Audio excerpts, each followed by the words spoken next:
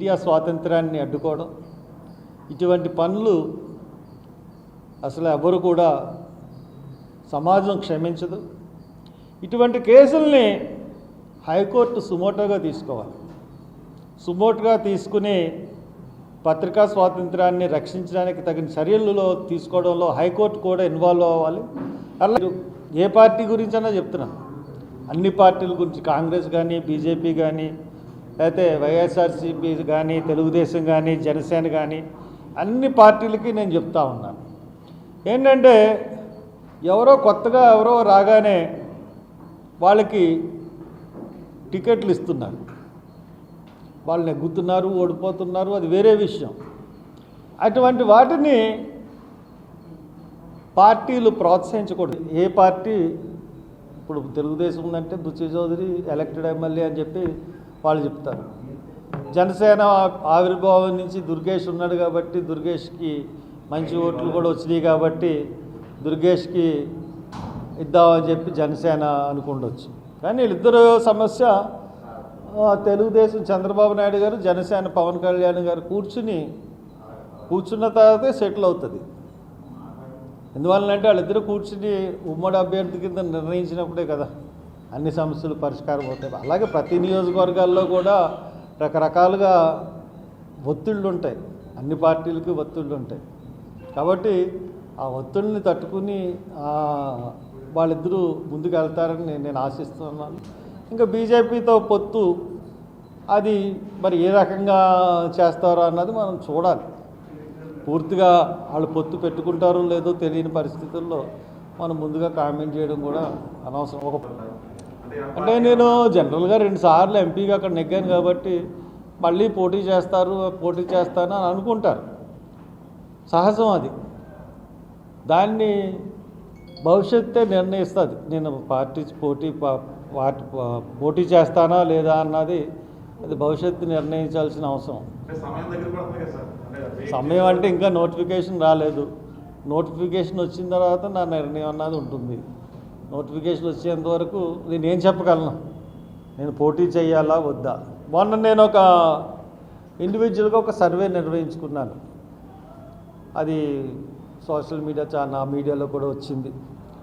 దాంట్లో దగ్గర హర్ష్ కుమార్కి ఓటేస్తారా అభివృద్ధి చూసి, లేదా ఎస్ అంటే ఒకటంటే 79% అనుకూలంగా వచ్చింది నాకు, అమలాపురం నుంచి మళ్ళీ పోటీ చేయమని.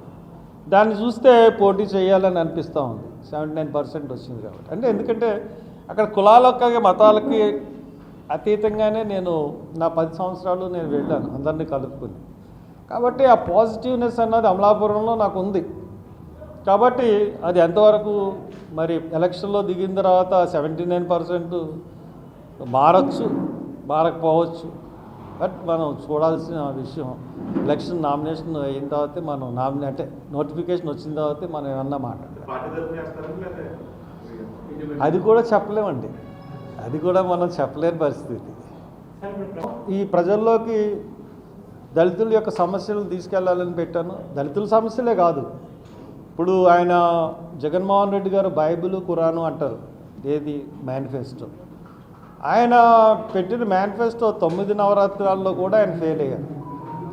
ముఖ్యంగా రైతు భరోసా అన్నారు.